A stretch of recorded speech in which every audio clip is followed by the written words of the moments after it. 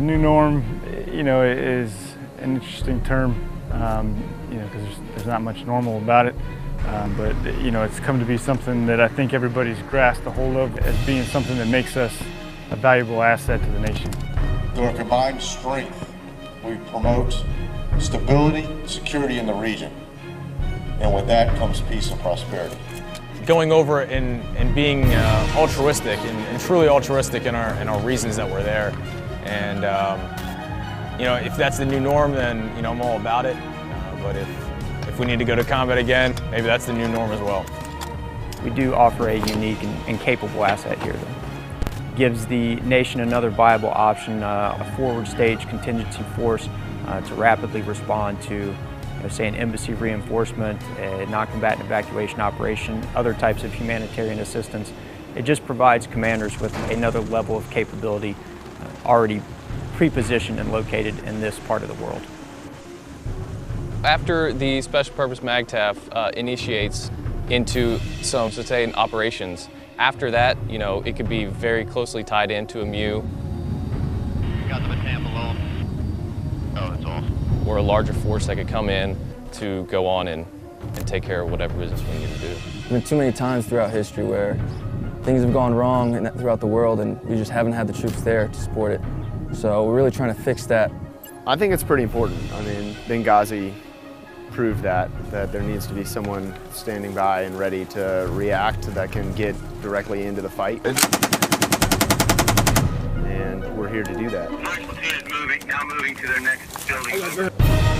We've got, birds and flies ready to go if anything were to happen. We're always ready. We have an aircraft that can fly 280 knots and flies as a helicopter or an airplane. So anything that needs to go anywhere or any people that need to be placed in a certain location, we're able to do that. The KC-130 supports the MB-22s primarily with refueling, and also if there needs supplies to be dropped in any location, our plane is capable of airdropping them. Low clear.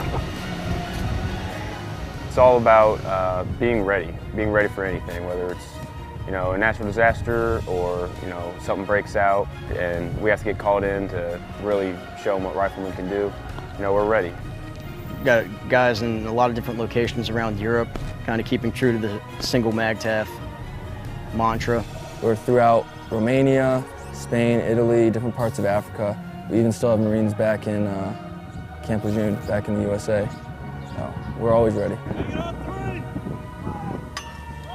It's really just one collection of assets that we use to accomplish whatever mission is put forth to us. It's very well integrated, it's very streamlined, and it's very smooth transition from one unit to the next unit and one mission to the next mission.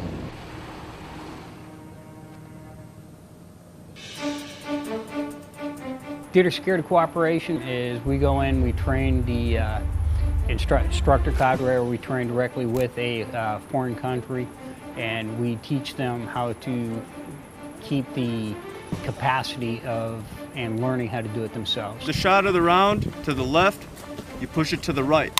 They're impressed by the Marines' flexibility, and they got sent to be on Special Purpose MAGTF, operate on the SCT Security Cooperation Team, and be able to act as instructors and do a mission they've never done before, that no one had any experience in, and accomplish it.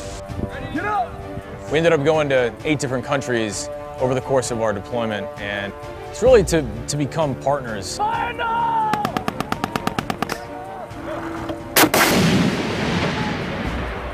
A bilateral training agreement is training side by side together on their ranges. Bilateral training in today's Marine Corps is extremely important because we find ourselves routinely in battlefields with different nations. We get that experience of moving, integrating, going to a foreign land, and getting out of there with all of our gear, our personnel. And as Marines and NCOs gain experience in tackling those challenges, we become better trainers, we become better learners, and we become better warfighters. There's a need to have pre-established relationships so that when the crisis emerges, both forces are prepared to respond, not just as separate units, but in a cohesive force.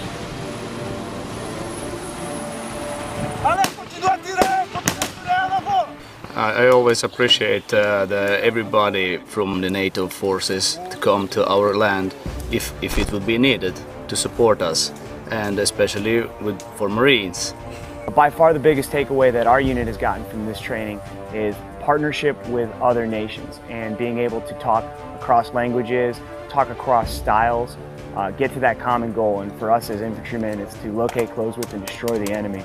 It's a great sense of satisfaction that you're contributing to not only the training of other nations and the successful evolution of what those militaries are able to do, but also that you're here and you're able to support American citizens as they're spread throughout the world. If any Marine knows, standing post takes a lot of discipline to do that day in and day out, and my Marines held this discipline for the entire 7 months until the days that it really counted. Our mission there was to focus externally on Department of State location and work hand in hand with the diplomatic security, which is an element of State Department. We were attached to JCSE as well as an IDC corpsman and 4 Marines from 10th Marines, as well as a couple other assets that we fell in on. Morning of July 13th, 2 rival militias kicked off heavy fighting in and around the Tripoli area, specifically targeting the Tripoli International Airport, at which time all commercial traffic in and out of Tripoli ceased. We were just caught in the crossfire of it, essentially. A lot of rockets, mortars, they had AA guns everywhere, a lot of AA fire. Some of it was landing inside the compound, a lot of it was bursting above the compound. Know your target and what lies beyond. We were beyond. It got pretty violent, but we were very fortunate that nobody got hurt. The fighting continued and continued to get worse as the time period went on, until finally the determination was made around the 24th to 26th that it was time to leave. And this is where the military assisted the State Department departing through southern Libya into Tunisia. Obviously, AFRICOM had utmost control of the mission at all times, but Special Purpose MAGTF Crisis Response was our go-to. They were our parent command, and they were the ones that supplied us with all the assets to conduct that mission. I was sleeping, and they wake us up.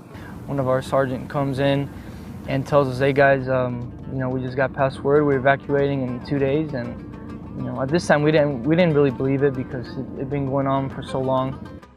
Special Purpose MAGTF Crisis Response was totally in control of this mission at that point, and they were able to coordinate with a lot of other different agencies. They had the Air Force providing us with F-16s, C-17, and a couple C-130s for extract, as well as the Navy providing us ISR coverage out of Sigonella, Italy, and then Special Purpose MAGTF CR, their own organic V-22s were airborne with elements from Fox 2-2, as well as a crisis response medical team, which was also airborne throughout this entire operation. All those assets stayed airborne with us through the duration of leaving Libya and pushing into Tunisia until the extract was complete, at which time we extracted via Air Force C-17 and C-130s back to Italy, where the LCE element of crisis response was there to gain both the Marines and the American citizens that we had evacuated. You know, 2 days prior to us actually leaving the embassy, there wasn't any of our Lance Corporals ever had a thought that within the next day they'd drive in an up-armored Suburban from Libya to Tunisia, and it would take 18 hours.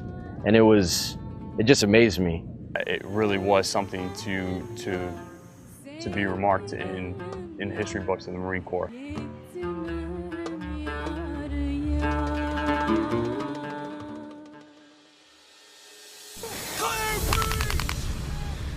We as Marines and sailors, we have a lot of austerity in our lives, a lot of preparation for the dirty business of war that we do.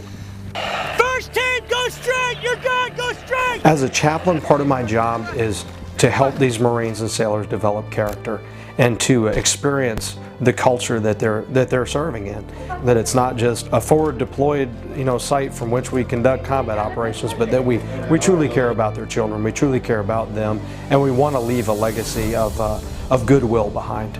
And then by the end of the deployment, there's real sincere relationships there, and I think I know it's changed me, and I know it changes Marines and sailors for the better. I'm actually doing something productive, and I'm helping these kids, be happy, and it's just a lot better than doing nothing. They know we're not here just to train the military. We're here to help too, as well. You know. Okay. What's your favorite part about this? This right here.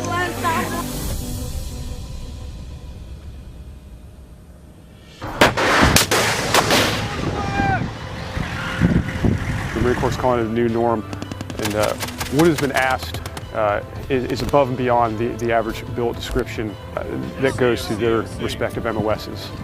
Basically, we've been fighting above our weight class, and I'm very proud of them. It's interesting to see this concept develop, and now it's went from kind of ad hoc units to reserve Marines to now you have infantry battalions covering down on this mission to now you actually have a defined area for each element of a MAGTF and how the Marine Corps is going to continue to expand and operate within the host nations to provide a bigger capability for the nation in this area. Vote AMG! It gives the regional commander, the 06 level commander, the capability to also go to any one of those hubs and provide the C2 out of that hub for, say, the European theater, the African continent, or something else. The single SP MAGTF is something that completely highlights the strategic corporal concept. All right, once we get across, you're moving. Check. Never before have I heard of something where a junior Marine has so much impact both down on the continent and in the command element with the responsibilities that they're expected to perform at and the level that they're expected to perform at. So I can't say enough about what these Marines are doing out here. Get it! The entire battalion had to re-aggregate into one central location. I think the fact that we're all from the same battalion enables us to more effectively work together. I know already what my S4 officer at a B-Surf is expecting from me. I know the stuff that he's going to be thinking about, and I know the stuff that he might not be thinking about. That's what the new norm means. It means the Marine Corps gets to get out there and defend freedom, and you tell that to Marines, they grab a hold of that mission, they get excited. I can't begin to tell you just how proud I am of them. This deployment represents Expeditionary Force 21, 4 deployed operational forces engaging with coalition partners ready to respond to a crisis. This is what the Marine Corps is about. Rocket!